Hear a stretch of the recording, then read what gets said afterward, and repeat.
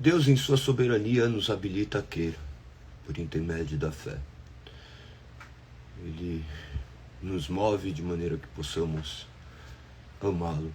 Nós só conseguimos amá-lo, pois antes ele nos amou. Que você possa crer em Deus, reverenciá-lo, glorificá-lo, para a honra e glória do seu soberano nome. Bom dia a todos. Nós estamos aqui mais um dia meditando nas Sagradas Escrituras. Hoje nós terminaremos o livro de Jeremias.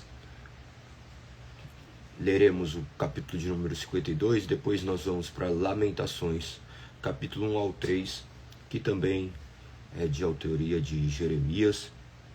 Foi escrito após o exílio babilônico, ou no período do exílio babilônico, o 25º livro do Antigo Testamento, de 39, então nós já estamos próximos ao fim. Para a honra e glória do Senhor, que você permaneça firme, que Deus te mantenha cada dia mais vigilante, capaz de meditar nessas Sagradas Escrituras. Vamos para o capítulo então de número 14, da fé salvadora, da Confissão de Fé de Westminster, onde aborda exatamente o que eu acabei de dizer, dessa fé que é habilitada por intermédio do poder do Espírito no nosso coração. O primeiro parágrafo diz da seguinte forma: a graça da fé, pela qual os eleitos são habilitados a crer para a salvação da sua alma, é obra que o Espírito de Cristo faz no coração deles, e é ordinariamente operada pelo ministério da palavra. Por esse ministério, bem como pela administração dos sacramentos e pela oração, ela é aumentada e fortalecida. Ou seja, ele já deixa de maneira muito clara que os eleitos de Deus virão à fé mediante a graça, que é uma obra sobrenatural que ocorre por intermédio do Espírito Santo. Ele operando no coração, transformando esses corações, o que era antes de pedra, agora transformado num coração de carne. Óbvio que são palavras metafóricas, mas se trata justamente dessa obra, desse regenerar maravilhoso de Deus. Ela é ordinariamente, comumente operada pelo ministério da palavra. A palavra pregada há de penetrar esses corações, que nem está escrito em Romanos 10, no verso 17. Vou até ler para que vocês comecem, tenham essa compreensão do que as Sagradas Escrituras dizem, embora já esteja elencado todos os versos no documento do qual eu mandei na lista de transmissão. Gostaria de ler. Mas como poderão invocá-lo se não crerem nele? E como crerão se jamais tiverem ouvido a seu respeito? E como ouvirão a seu respeito, sem ninguém lhes falar? No verso 17 ele já aponta: portanto a fé vem por ouvir, isto é, por ouvir as boas novas a respeito de Cristo. Essa é a forma como Deus escolhe salvar. 1 Coríntios capítulo 1, 21 também corrobora nesse sentido, dizendo: visto que Deus em sua sabedoria providenciou que o mundo não o conhecesse por meio da sabedoria humana, usou a loucura de nossa pregação para salvar os que creem.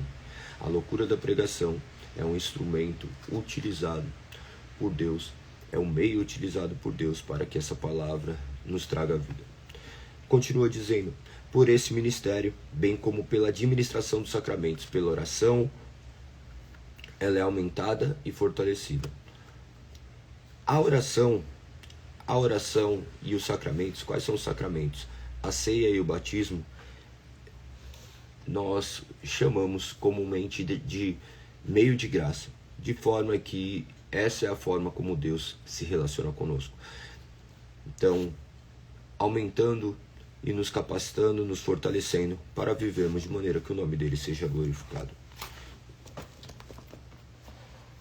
Continua o segundo parágrafo, dizendo da seguinte maneira: por essa fé, o cristão, segundo a autoridade do mesmo Deus que fala em sua palavra, crê ser verdade tudo quanto nela é revelado, e age de conformidade com aquilo que cada passagem contém em particular, prestando obediência aos mandamentos e tremendo às ameaças, e abraçando as promessas de Deus para esta vida e para a futura. Porém, os principais atos de fé salvadora são aceitar e receber a Cristo e firmar-se só nele para a justificação, santificação e vida eterna. Isso é, em virtude do pacto da graça. Nesse parágrafo ele quer apontar que a autoridade é mantida sempre por intermédio dessa palavra. Essa palavra que, quando ela proclamada, ela gerará vida. Essa palavra fará com que aquele que a recebe creia ser verdade essa palavra do qual foi proferida. E você passará a agir conforme essa palavra. De maneira que agora você possa ser obediente, você sabe a respeito desse juízo de condenação. Diante desse juízo, você tem profundo temor e reverência para com Deus, sabendo que era justo essa condenação do qual você estava ali padecendo. Contudo, você consegue enxergar em Cristo a sua única esperança. Você abraça todas essas promessas do quais lhe são ofertadas por intermédio da Sagrada Escritura, sabendo que as regras que emanam dela são as nossas únicas regras de fé e prática. Diante de tudo isso, os principais quesitos que são abordados ali, os principais atos dessa fé, é aceitar e receber a Cristo e firmar-se somente nele para a nossa justificação. Imagine que não há outra questão a não ser Cristo para que nós sejamos justificados e salvos. Você não é salvo porque você frequenta uma igreja, você não é salvo porque você faz determinada coisa, você é salvo única e exclusivamente porque Cristo escolheu te amar. Você é justificado pela fé em Cristo como seu único e suficiente Salvador. A sua fé não depende de 1% seu e 99% de Deus. Não, depende 100% de Deus. Se Deus não operar no nosso coração, nós estaremos completamente mortos em nossos delitos e pecados. Lembre-se que, decorrente dessa justificação, nós seremos santificados, de maneira que agora haverá um processo de limpeza na nossa vida. Limpeza no sentido de que nós começamos a nos reconhecer como filhos de Deus, começamos a agir de maneira completamente distinta daquilo que agíamos. Antes a carne comandava, agora nós somos guiados por um Espírito, de forma que dia após dia a natureza de Cristo brilha sobre nós, de forma que impacte as pessoas ao nosso redor para a honra e glória de Deus, e eles possam também ter essa reverência e esse compromisso para com Deus. Tudo isso em virtude única e exclusivamente do pacto que foi estabelecido de Deus para com o homem, em virtude do pacto da graça, do qual hoje opera entre nós e continua regenerando pessoas que estavam mortas antes em seus delitos e pecados. Que você possa crer e se arrepender, que você possa proclamar o nome do Senhor e clamar a Ele para que Ele habite no seu coração. O último parágrafo da Confissão de Fé de Westminster, do parágrafo 14, que aborda sobre a fé salvadora, diz: essa fé é de diferentes graus, é fraca ou forte, pode ser muitas vezes e de muitos modos perturbada e enfraquecida, mas sempre alcança a vitória, atingindo em muitos uma perfeita segurança em Cristo, que é não somente o autor, como também o consumador da fé. Hebreus 12:2 menciona justamente isso, né? Olha como diz o texto: mantenham o olhar firme em Jesus, o líder aperfeiçoador da nossa fé. Por causa da alegria que o esperava, ele suportou a cruz, sem se importar com a vergonha. Agora ele está sentado no lugar de honra à direita do trono de Deus. Nós vamos ver nesses apontamentos que essa fé, ela atua de diversos modos, em diferentes graus. Ela pode ser forte, fraca, por muitas vezes ela pode ser perturbada, mas lembre-se que ela sempre há de alcançar vitórias, atingindo essa perfeita segurança em Cristo Jesus, de forma de que aqueles que creram verdadeiramente, eles serão sustentados e mantidos pelo poder que há neste Espírito que nos chamou das trevas para a maravilhosa luz. Que você possa crer que Cristo escolheu te salvar, que essa fé que foi esculpida dentro do seu coração trata-se de uma obra de Deus. Você não nasce com fé. A fé não é uma obra sua, de você depositar a sua fé no lugar certo. Se trata de uma fé do qual foi colocada dentro de nós por intermédio do agir sobrenatural do Espírito Santo.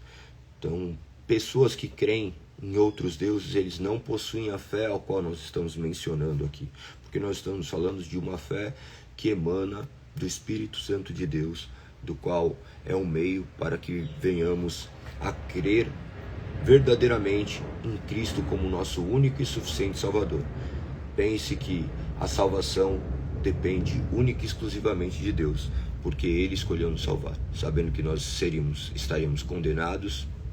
Ele escolhe formar um povo para si, e agora Ele age por intermédio do Teu Santo Espírito, nos transformando cada dia mais à imagem de Seu Filho. E haverá um dia do qual essa imagem se tornará plenamente completa na eternidade. Por enquanto nós vivemos aqui com essas...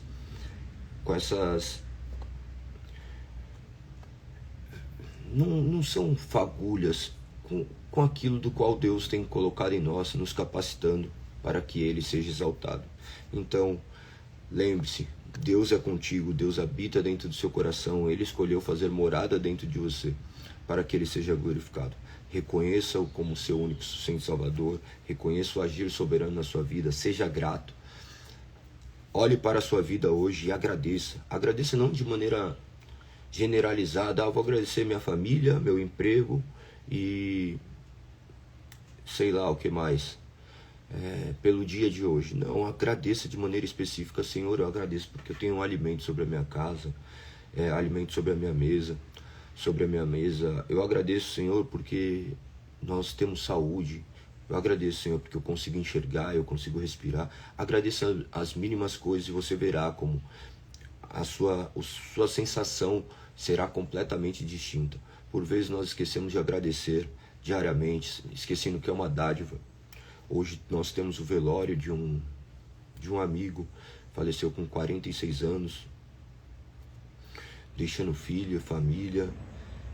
Claro que descansa no Senhor, mas aqueles que ficam ainda estão nessa peleja, nessa luta, haverão de ser confortados pelo Espírito, mas ainda tem que lidar com a dor da partida, porque nós nascemos com o senso da eternidade. Eu costumo dizer que nós que somos cristãos deveríamos estar sempre com as malas prontas, esperando esse exato momento da nossa partida, sabendo que todo dia pode ser o último, e vivemos de maneira que o nome de Deus seja glorificado. Hoje é o dia de você agradecer por tudo que Ele já te concedeu, hoje é o dia de você perdoar, hoje é o dia de você agir de maneira diferente, de começar a pensar de maneira diferente, de ser conduzido a um nível de fé diferente, sabendo que o Espírito nos reserva coisas maravilhosas, que ainda que em meio à destruição, à morte, há o Espírito que nos traz vida, nos traz esperança, nos acolhe, nos abraça e nos sustenta. Que esse nosso amor por Ele possa aumentar cada dia mais. É isso. Hoje nós abordamos o capítulo então de número 14, acerca da fé salvadora. Amanhã nós abordaremos do arrependimento para a vida. Não se esqueçam que todos os assuntos são intimamente ligados, como se fosse um grande quebra-cabeça que retrata uma imagem maravilhosa daquilo que é o plano de Deus. Se perguntasse para você hoje o plano de Deus, você conseguiria explicar a criação, a queda, a redenção e a consumação? Se pedissem para você explicar o que era o Evangelho, o que é o Evangelho, como você deveria. Lembre-se que nós deveremos explicar as razões da nossa fé, que nem está escrito em 1 Pedro capítulo 3, verso 15. Nós devemos estar sempre prontos para isso, para vivermos essa fé verdadeiramente, claro que capacitados pelo Santo Espírito, mas que nós possamos nos equipar de todo o conhecimento do qual Ele já nos deixou, para que essa palavra seja viva dentro de nós. Eu oro para que vocês sejam cada dia mais capacitados, leiam as Sagradas Escrituras e meditem nelas, sabendo que ela trará palavras que lhe guiarão de maneira sábia a viver uma vida que o nome dele é glorificado. Vamos então para o nosso primeiro capítulo de hoje, o capítulo de número 52, capítulo de número 52, o último capítulo do livro de Jeremias. Ele vai apontar a queda de Jerusalém, o templo destruído, tudo aquilo que ele já havia mencionado. Ele meio que faz uma síntese ele retrata o número de judeus de pessoas que foram exiladas. Ele retrata algumas questões bem particulares, mas bem específicas. Então, leia com bastante atenção.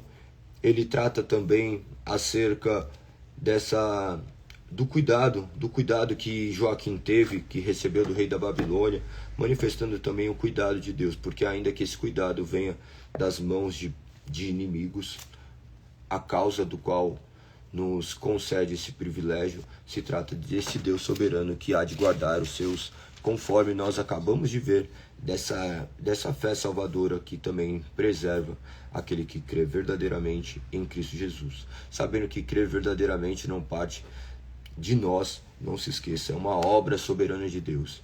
Galego, mas eu não creio ainda, então oremos, porque todos aqueles que crerem serão salvos. Você não haverá de ver no inferno ninguém que tenha clamado verdadeiramente por Cristo.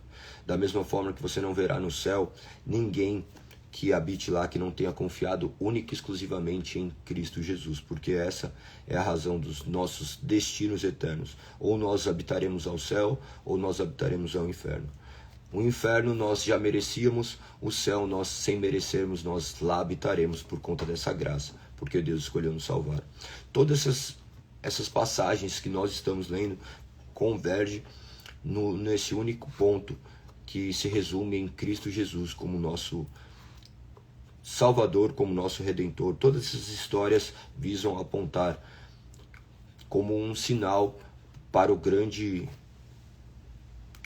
sinal que se materializou, que foi Cristo Jesus, o nosso único e suficiente Salvador. Capítulo 1 do próximo livro, que é de Lamentações, que também, como eu mencionei, já é de autoria de Jeremias, ele vai tratar aquelas questões que estão ali mais intimamente ligadas ao exílio babilônico, de como estava acontecendo.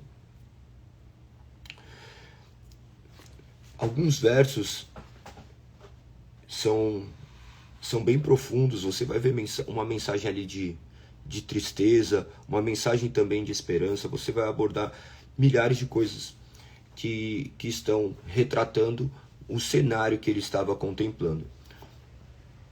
As traduções, elas perdem um pouquinho a questão inicial. Lembre-se que todas as traduções partem do pressuposto de ter uma devida adaptação para que possamos compreender. Contudo, nos originais, ele era feito em forma de acróstico. O que é um acróstico? Por exemplo, pata, daí você põe, ou se não pai, o que é mais fácil. Não era nesse sentido, mas, por exemplo, pai, paz, amor e informação. As 3 palavras que vieram. Mas o acróstico ali, às vezes eles iam montar determinadas poesias, eles colocavam cada letra do alfabeto retratando uma verdade, de maneira que isso pudesse ser memorizado de maneira cada vez mais viva dentro de nós. Lembrei de um exemplo perfeito, creio que muitos de vocês vão lembrar da música da Xuxa, né? Que ela ficava A de amor, B de baixinho, C de coração, a música que fica impregnado. E você vai gravando determinadas coisas. Olha que interessante, o simples fato de eu falar para quem já conhecia, você começa a falar, nossa, eu sei essas palavras, e era a maneira como eram educadas. Lembre-se que o ser humano, o ser humano não, né? Aqueles que foram privilegiados com essa palavra, eles eram instruídos nessa palavra, e mesmo assim eles se desviaram. Você já viu um povo completamente desviado do Senhor, fazendo completamente ao contrário. Então que prestemos muita atenção, porque não é o simples fato de termos nascido num lar cristão que nós haveremos de ser cristãos. Deverá haver esse encontro pessoal do qual essa obra soberana de Deus há de efetuar dentro de nós, mas não se esqueçam de continuarem a meditar e clamar por esse encontro divino, do qual, claro, Deus é soberano sobre isso, mas nós haveremos de ter esse encontro pessoal, essa experiência transcendental, onde nós haveremos de reconhecer que Ele agora habita dentro de nós. Que o nome do Senhor seja exaltado por intermédio de todas essas palavras que estão aqui. A Mari colocou, entregou a idade. Ela entregou a idade dela agora também, porque se ela soube, ela também está agora aí manifesto qual é a idade dela. Tá perto. E a minha idade todo mundo sabe, né? Um monte de cabelo branco, tiozinho, 4 filhos. Não dá pra falar que tem 18 anos mais, né? Embora aparente esses 18 anos, tá mais fácil 18 séculos. Vamos para o que diz Lamentações, capítulo 1. Ele começa já no primeiro verso, dizendo: a cidade que antes era cheia de gente, agora está deserta. Antes era grande entre as nações, agora está sozinho, como uma viúva. Antes era rainha de toda a terra, agora é escrava. Vocês sempre vão ver nessas poesias ou nas menções diretamente ligadas ao Antigo Testamento, a menção da noiva e do noivo, de forma que faz alusão justamente a Cristo, o noivo que agora retornará. Verso 2 diz: ela passa a noite aos prantos, lágrimas correm por seu rosto. A linguagem figurada aqui é algo extremamente usado, porque como que vai explicar que é um povo e de maneira unitária chorando? Então reflete justamente essa natureza de um corpo. Tudo que vai se manifestar, ele manifesta como essa unidade, como um corpo, como um só coração. Prestem muita atenção quando forem ler. O verso 5 manifesta essas consequências, as consequências dos erros. Seus adversários se tornaram seus senhores e seus inimigos prosperaram, pois o Senhor castigou Jerusalém por seus muitos pecados. Seus filhos foram capturados e levados para o exílio. Então, a condenação que eles estavam recebendo era totalmente justa, porque Deus há de punir todas as infrações, porque sendo um Deus justo, ele não poderia deixar de fazer aquilo que a desobediência requer. Da mesma forma que nós não compreendemos isso, porque nós olhamos de um ponto de vista meramente individual. Você almeja o perdão para a sua vida, mas você não deseja o perdão para outras vidas. Se você pegasse alguém, por exemplo, que acabou de assassinar a sua filha, o seu filho, de maneira completamente cruel, e levasse até um juiz, e esse juiz falasse assim: ó, eu sou um juiz bom, então eu perdoarei. Você ficaria completamente indignado, e você não conseguiria enxergar que esse Deus é um Deus bom e um Deus justo. Então você dessa forma manifestaria a sua ira contra isso, mas se fosse você que tivesse cometido tamanha atrocidade, você clamaria pelo perdão. E lembre-se que Deus entregou esse perdão punindo o seu próprio filho, de forma que a injustiça não passou despercebida. Ele puniu a injustiça com a morte do seu único filho.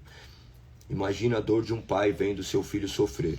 Sofrer algo do qual ele nunca cometeu, e fazer com que ele pagasse o preço pela condenação de outras pessoas. É algo que é maravilhoso, que nossa cabeça sequer é capaz de imaginar. Imagine que nós nem conseguiríamos assumir a culpa por outras pessoas. Nós sempre teremos uma justificativa. Se você tivesse que pagar pelo erro de alguém, você encontraria milhares de desculpas, ou você ia ficar cobrando da outra pessoa por aquilo que você fez. O que Deus fez foi completamente surreal. Não dá para imaginar uma história humana contada dessa forma. Isso só aponta cada vez mais para a verdade das Sagradas Escrituras, de uma história que só poderia ter sido escrita justamente por Deus. Continua aqui no verso 8, ele diz: Jerusalém pecou terrivelmente, por isso foi jogada fora como trapo imundo. Todos que antes honravam, agora desprezam, pois a viram nua e humilhada. Só resta a ela gemer e esconder o rosto. Com sua impureza contaminou as vestes e não pensou nas consequências. Lembre-se, a noiva com as suas vestes completamente sujas. Verso 11, seu povo geme à procura de pão. Começava a retratar todo este cenário. Leiam com bastante atenção. O capítulo 2, você vai ver Deus manifestando a sua indignação frente frente ao pecado.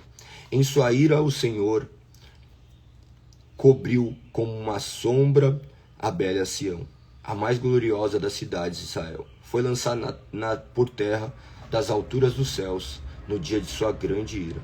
O Senhor não teve compaixão nem mesmo de seu templo. Sem piedade o Senhor destruiu todas as casas de Israel. Em sua ira derrubou os muros fortificados da bela Jerusalém. Jogou-os fora por terra e humilhou o reino e seus governantes. Vai lá depois para o verso 8, diz: o Senhor decidiu a derrubar os muros da bela Sião.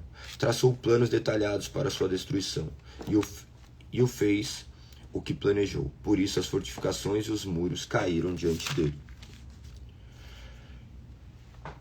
Verso 9. Portões de Jerusalém afundaram na terra. Ele despedaçou suas trancas. Seu rei e seus príncipes foram exilados entre as nações. Sua lei deixou de existir. Seus profetas não recebem mais visões do Senhor. Observe o que já estava acontecendo naquele tempo. Hoje nós não temos profetas que são inspirados por Deus, que recebem mensagens autoritativas de Deus. A palavra de Deus já está completamente certa e definida. O que nós temos são meras impressões de Deus, do qual elas devem sempre apontar para a palavra.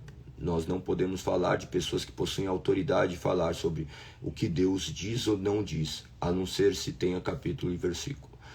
Preste muita atenção quanto a isso, tá? Imagina que nós vivemos em um mundo onde existem milhares e milhares de religiões e todas elas reivindicam isso, essa questão de autoridade de falar acerca do que Deus quer. Nós que somos protestantes, nós cremos que Deus fala única e exclusivamente e inerrantemente por intermédio da sua palavra, o princípio da somente as Escrituras. Que isso seja uma verdade para você, para que você não seja enganado e seja seduzido pelos desejos do seu coração, que é completamente deturpado. Verso 14 do capítulo 2 menciona: seus profetas anunciaram visões inúteis e mentiras, não lhe mostraram seus pecados para salvá-lo do exílio. Em vez disso, anunciaram mensagens enganosas e a encheram de falsa esperança. Nós vamos ver Jeremias por diversas vezes falar acerca desses falsos profetas. O verdadeiro profeta, enquanto o verdadeiro profeta estava ali submergido em lamas, águas cobriam seu rosto, sendo açoitado, sofrendo humilhações. Os profetas que estavam ali estavam gozando de prestígio, comendo bons alimentos e falando palavras que o povo gostaria de ouvir. Qualquer semelhança com os dias de hoje não é mera coincidência. Verso 17 diz: mas foi o Senhor que fez tudo o que planejou, cumpriu as promessas de trazer calamidade feitas muito tempo atrás. O Senhor faz tudo aquilo que planeja.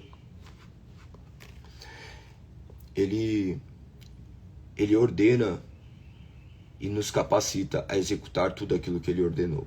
Então, somente Deus, de maneira soberana, poderia fazer isso, de forma que os seus planos jamais poderão ser frustrados. Que nós possamos reverenciá-lo e glorificá-lo, de forma que nossa vida manifeste o que as Sagradas Escrituras dizem, que não sejamos conduzidos ao erro, ouvindo vozes miraculosas e nos portando justamente de acordo com essa palavra que nos direciona. Verso 19 diz: levantem-se no meio da noite e clamem, derrame como água o coração diante do Senhor. Levante as mãos em oração, suplique por seus filhos, pois desfalecem de fome pelas ruas. O verso 20 diz: o Senhor pensa nisso. Acaso deves tratar seu povo desta maneira? Mais uma vez, ó Senhor, pensa nisso. Acaso deves tratar seu povo dessa maneira? Como uma pergunta. Olha o que diz: devem as mães comer os próprios filhos que elas criaram com tanto carinho? Devem os sacerdotes e os profetas ser mortos dentro do templo do Senhor? Essa daqui eram as indagações do povo, do qual nós vimos que esses fatos aconteceram. Imagine que, apesar de toda essa aparente crueldade, mais cruel é ferir o homem inocente, que nunca pecou, vir a esse mundo e ser completamente desprezado, e continuar a ser desprezado por intermédio da minha e da sua vida. Cristo continua a ser açoitado por intermédio dos nossos pecados, suportando na cruz o peso eterno dos nossos erros. Imagina que ele sofreu na cruz o peso da dor da eternidade do nosso padecimento no inferno. O seu erro, o seu pecado ainda continua ferindo eternamente o nosso Criador, e ele suporta fortemente. Ele carregou na cruz o peso da morte. Lembre-se que a condenação seria eterna. Ele sofreu a eternidade aparentemente em um segundo, em algum tempo, mas isso daí reflete durante toda a nossa perpetuidade. O que é perpétuo? Perpétuo é algo que foi criado e depois ele permanece. Eterno é Deus, mas então imagina que ele sofre essa dor que nós cometemos esses crimes contra Deus. Nós não pecamos contra homens, nós pecamos contra Deus e ainda continuamos a fazer isso. Então às vezes nós olhamos e falamos, nossa, mas como é crueldade? Crueldade é um homem inocente que nunca fez nada sofrer o peso da nossa condenação. Não há nenhuma crueldade maior do que essa. O resto, todas as nossas condenações, nossas dores são mais do que merecidas. Embora a gente não se julgue merecedor, a palavra aponta que nós somos miseráveis pecadores, que merecemos a morte eterna, mas Deus ainda tem nos concedido milhares de maravilhas, do quais nós não somos dignos de recebê-las, mas ainda assim Ele nos concede. Ele tem um imenso amor manifesto sobre as nossas vidas. E não só sobre as nossas vidas, tá? A vida de toda a humanidade. Porque imagina que ele poderia ter condenado todo mundo. E você vê pessoas que profanam o nome de Deus, vivendo vidas ainda, tendo oportunidade de usufruir da sua terra, do seu sol, da sua lua, do seu ar, da sua comida, de tudo que ele oferece. Então você vê o quanto ainda ele é misericordioso. Mas claro que para alguns será para a sua justa condenação eterna, onde eles hão de padecer e sofrer o peso de não ter confiado em Cristo como seu único e suficiente Salvador. Capítulo 3, caminhando para o fim, ele manifesta justamente essa esperança. Ele manifesta a esperança do Senhor. Verso 1, eu sou aquele que viu as aflições trazidas pela vara da ira do Senhor. Ele me conduziu para a escuridão e removeu toda a luz. Voltou sua mão contra mim repetidamente o dia todo. Embora seja mencionado aqui por Jeremias, e Jeremias tenha vivido isso, retrata um tipo de Cristo, aponta para Cristo aquilo que Cristo também haveria de sofrer. Fez minha pele e minha carne envelhecerem e me quebrou os ossos. Sitiou-me e cercou-me de angústia e aflição, enterrou-me num lugar escuro como os que há muito morreram. Nós podemos ver uma representação aqui da sua morte também. Então tudo isso são tipos de Cristo, do que Cristo padeceu, do que Cristo sofreu. Leiam com bastante atenção, esse capítulo também é bem comprido. O verso 22 menciona: o amor do Senhor não tem fim. Suas misericórdias são inesgotáveis, grande é sua fidelidade, suas misericórdias se renovam a cada manhã. Digo a mim mesmo, o Senhor é minha porção, por isso esperarei nele. Que o Senhor também possa ser a sua porção e você esperar completamente nele, sabendo que a fidelidade do Senhor é grande e sua misericórdia se renova a cada manhã. Verso 25 diz: o Senhor é bom para os que dependem, para os que o buscam. Portanto, é bom esperar em silêncio pela salvação do Senhor. Verso 31. Pois o Senhor não abandona ninguém para sempre. Embora traga tristeza, também mostra compaixão, por causa da grandeza de seu amor, pois não tem prazer em afligir as pessoas, nem lhe causar tristeza. O verso 30 menciona algo que eu pulei aqui, mas eu acho que é válido mencionar. Verso 30 diz: que deem a outra face para os que o ferem, e aceite os insultos de seus inimigos. Aqui estava atrelado a suportar a dor da humilhação, a dor da ira injusta, tal qual você vai ver no Sermão do Monte, não lembro se no capítulo 5 ou 6 de Mateus, que menciona acerca de ofertar a outra face. Então, não se trata de ser covarde, mas sim de saber que de Deus há de vir toda a vingança, que Deus há de lutar as nossas lutas. Isso daqui não está atrelado a ser pacífico, a ponto de ser pacato, tá? Mas fala acerca justamente de olharmos para os planos de Deus, sabendo que Deus é o nosso grande soberano Senhor, do qual rege o mundo, e nós possamos suportar até mesmo essas aflições que aparentemente são injustas. E que o nome do Senhor seja exaltado. Verso 37. Quem pode ordenar que algo aconteça sem a permissão do Senhor? Acaso o Altíssimo não envia tanta calamidade como o bem? Então, por que nós humanos nos queixamos quando somos castigados por nosso pecado? É incompreensível essas frases quando nós olhamos e vemos que tudo emana do Senhor. Humilha nosso intelecto, porque nós queremos ter o papel de autonomia, papel de independência, mas nós vemos aqui de maneira muito clara que todas as coisas provêm do nosso Senhor e Salvador. Que nós possamos suportar as aflições dessa vida, que nós possamos reverenciá-lo por todas as coisas, por todas as dádivas do quais ele nos concedeu, e que possamos olhar de maneira completamente distinta, sabendo que todas as coisas provêm do Senhor.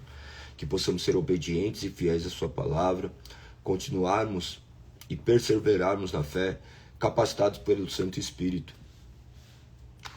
Que essas palavras aqui de Lamentações façam parte também das nossas vidas, mas que possamos olhar para a eternidade, para o dia do qual nossos olhos contemplarão tamanha beleza, tamanha magnitude. Quando nossos olhos fecharem para este tempo presente, eles serão abertos para essa maravilhosa eternidade ao lado daquele que nos comprou por um alto preço, a preço do seu sangue.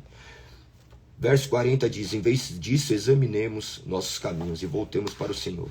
Levantemos o coração e as mãos para Deus nos céus e digamos: pecamos e nos rebelamos, e tu não nos perdoastes. Com tua ira nos envolvestes e perseguistes num massacrado sem piedade. Tu escondestes numa nuvem para que nossas orações não chegassem a ti.